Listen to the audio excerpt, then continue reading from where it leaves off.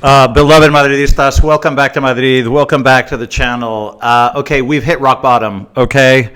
My friends, we have hit rock bottom. Last night was one of those defeats that we're going to remember for years, okay? This reminds me of the 4-0 at Man City a couple of years ago. It reminds me of a period, you know, after 2005, there were a few years where we would just go out in Europe and get slaughtered by pretty much everyone. It was an awful period, and it reminds me of that. This one is going to take a long time to get over. Now, the difference between those periods and now is that we have the best players in the world. It is absolutely unforgivable that we are playing this decrepit football. This is down to the management team, Ancelotti, and all the way up, and we need to talk about that. But Ancelotti needs to leave. He's not going to leave now. I can tell you they'll probably keep him until the end of the season. But Ancelotti needs to go. And this is a failure, an institutional failure from the top all the way down. Let's talk about this horrendous night. Thanks for joining me. Let's get started.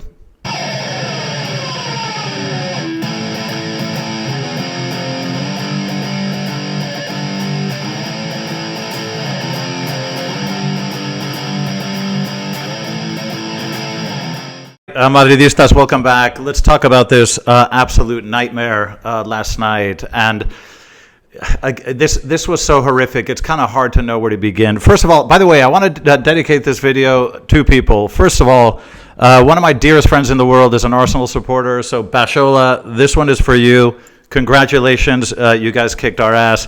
But I also want to dedicate it to, you know, the people that come on my comment section and tell me, oh, you're so mean, you know, the grumpy old man, you know, you're picking on Ancelotti too much, you're picking on Vini too much. I'm sorry, okay? I'm 57 years old. I've been going to that stadium right there since I was 5, and I don't know how many millions of hours of football I've watched, and I can tell you when I see shit. When I see shit football, I will tell you, and I'm in a pretty good position to say it, and I'm telling you, this is a disaster. This is a team this is a failure from the top down. When the season started, if you look at the roster, you say, well, we're 2 defenders short, and we have 1 forward too many. Now, anybody in their right mind could see that this is not a balanced squad, and this makes you highly sensitive to injuries. Well, that's exactly what happened. But this is down to Florentino Perez. The obsession to bring Kylian meant that we disregarded every other line, and we disregarded areas of weakness that were glaring areas of weakness, and we exposed ourselves to injuries. Because when you have too few players on a line, 1 or 2 injuries can completely destroy the season, and that's exactly what happened. So Ancelotti is to blame, but so is Yuni Carafat, and so is Florentino Perez, because I think this is an organizational disaster from top to bottom. Mistakes were made. So I think this is an institutional failure. Now, I have a lot of questions, and I'm sure you guys do too. First of all, why did we start playing Militao again if he wasn't, you know, he got injured again immediately. We had Asensio. Did you guys, like, it took me 2 or 3 matches to see Asensio and say, this guy's really good. Did you guys not see it?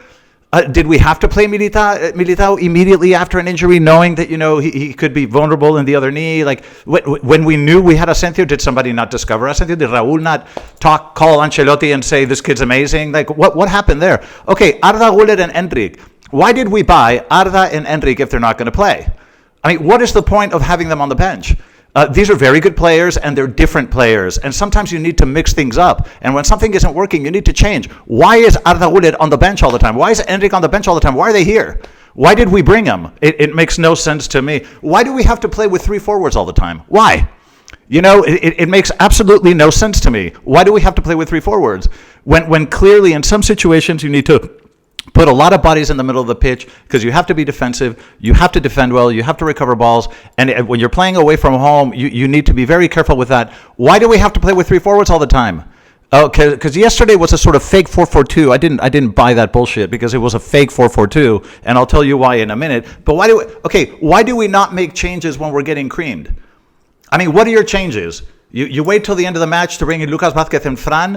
What is the point of having a bench full of talented players if you're not going to use them when clearly something isn't working? You are getting pissed off the pitch, and you wait until the end of the match. You let Rodrigo play 85 minutes, and you wait until the end of the match to what?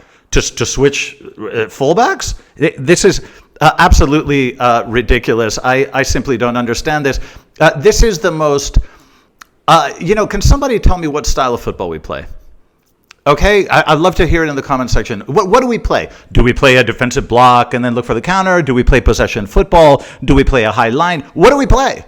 Because I can't figure it out. I can't figure out what our strategy is. Because when I watch us play, it's so random and haphazard, and it's like survival ball, and nobody knows what the hell they're doing. Nobody backs anybody. There's no support anywhere. What do we not train? Do we not practice these things? We have the best players in the world. How can this be the result? This is a categorical failure. This is the most undercoached team among the elites in Europe. This is the most undercoached team. And every time we play, it is absolutely apparent that the training that goes into this is so poor. So poor, because I don't see a team that plays as a team. I don't see a style. I don't see a method to the madness. I don't see anything. When was the last time that we dominated a match? When was the last time? And we play against like Leganés and Real Sociedad. When was the last time we dominated a match the way that we have done for decades? When was the last time it was like 4-0, 5-1? Like when? I don't even remember. So look, let's get back to the match last night. Let's look at the lineup.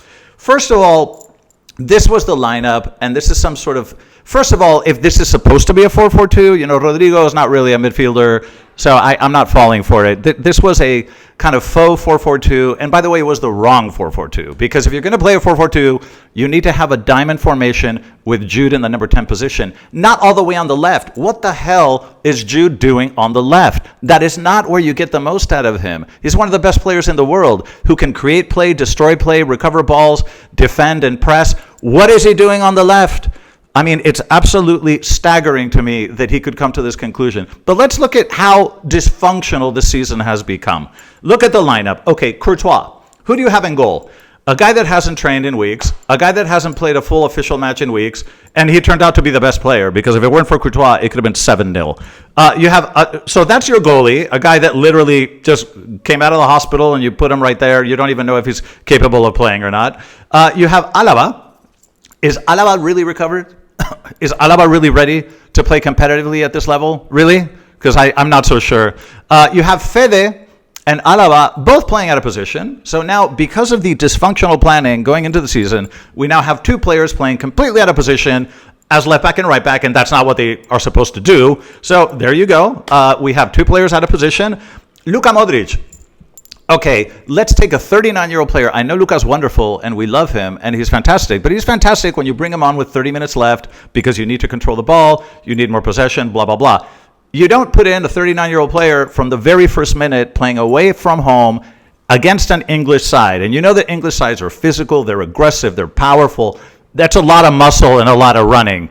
And you're going to put Luka Modric there from the first minute. That seemed like a good idea to you? Jude. Let's take one of the best players in the world with the best vision, the best everything, and we're going to stick him on the left where he can't smell the ball, okay? Because Jude didn't smell the ball for the entire first half. Okay, the match itself, I don't know what to tell you. This went from bad to worse, okay? In the first half, the strategy seemed to be give Arsenal the ball and just kind of, chase it around. Not much of a strategy, but that's what seemed to happen. And it actually ended worse. It ended up like we were a third division side booting the ball away, like literally, like we're Leganés or Rayo Vallecano, we're just booting the ball away because we're so petrified that they're coming at us.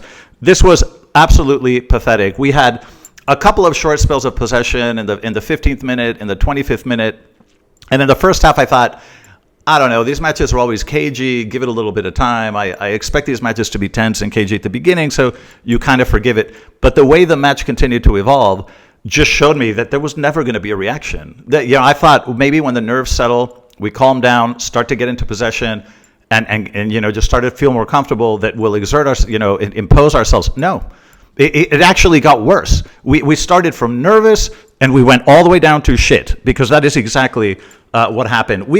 Okay, think about this. We had one clear chance in 90 minutes, and we didn't have one single shot on goal in the second half. How is that possible? How is it possible that a team with those players cannot take a shot on goal in 90 minutes? Is that possible? Because I think it's absolutely incredible. There is absolutely no excuse for this. And by the way, I don't know if you guys know this, but Do you know that I saw the kilometer statistics? We ran 12 kilometers less than Arsenal last night. I mean, do you think that's acceptable? That we would run 12 kilometers less than the opposing team? Why do you think they found it? That's a lot of space. 12 kilometers is a lot of space that they won over us because we weren't running. This ended up being a disaster. Now, I'm going to give credit to Declan Rice because those goals were probably two of the most beautiful free kicks I've ever seen in my life. I mean, honestly, those were probably two of the most spectacular free kicks I think I've ever seen in my life. The first one reminded me of Roberto Carlos when he put so much spin on the ball that it's literally meters out of the goal and it turns back in. This was one of the most incredible free kicks I've ever seen. And the second one, my God, I mean, if there were spider webs in the corner of the post, he took them down. This was absolutely incredible. So, hats off to Declan Rice because that was incredible. From what I understand, those are the two first set piece goals he scores in his career. But, lucky us. But anyway, look, if we want to talk about players, I don't know what to say. Our best player was Courtois, an injured goalkeeper. But if it weren't for him, it would have been 7-0, 8-0. Because he had some spectacular saves. But what do you want me to say? I'm not going to go player by player. This is ridiculous. Okay, where was Vini? What's going on with Vini? I have no idea what's going on with Vini. That was one of the most lackluster, crazy performances. The passes that Vini made yesterday, I've never seen anything like it. It was like he's blind. Who are you passing to? Every single pass was just so crazy inaccurate. I don't know what the hell is going on with Vini. Rodrigo, what the hell is up with that? Rodrigo was completely non-existent, and the other players are probably in the wrong position, and we just played terribly. I don't know. I don't know what to tell you guys. This is a disaster. And where do we go from here? Look, Ancelotti is not going to leave until the end of the season, knowing what I know about Real Madrid. The Liga looks very difficult to me. Very, very difficult to me. The final of the Copa del Rey, I mean, Barca, the way they're playing and the way we're playing, it would be a miracle if they don't put 4 or 5 past us. I have to be honest. We always keep hope and we always want to believe and fight. But realistically speaking, from what I see, I think we just have to pray they don't put 4 or 5 past us. The Champions League, now look, it is true that if there is one team in the world that can come back and create miracles, it's Real Madrid. And it's true that the Bernabeu has seen some of the most incredible things in the history of sports. And, there is that element. And I'm sure that as we get closer to the match, there's going to be a lot of hype about we can do this, we can do this. The atmosphere here is going to be insane because this public will go crazy and will believe. But realistically, I'm just not seeing enough football to believe in this. I think it would take a hell of a lot of magic to turn this around because I'm just not seeing enough football to try to turn this around. So I don't know what to tell you guys. This is disastrous. I'm really pissed off, as you guys can probably gather. But, we need to hit the reset button. We need to bring in some new players. We need a left back. We need a right back. We need a center back. And we need to manage the squad better. We need to rotate. We need to use the players we have. And we need to stop buying players just because we need to hoard talent. And we need to buy players that we use. And we need a manager that knows how to use them because this one doesn't. All right. Sorry about that. Very pissed off this morning, as you can tell. But let me know what you think in the comment section. Thanks for joining me. And as always, a la Madrid.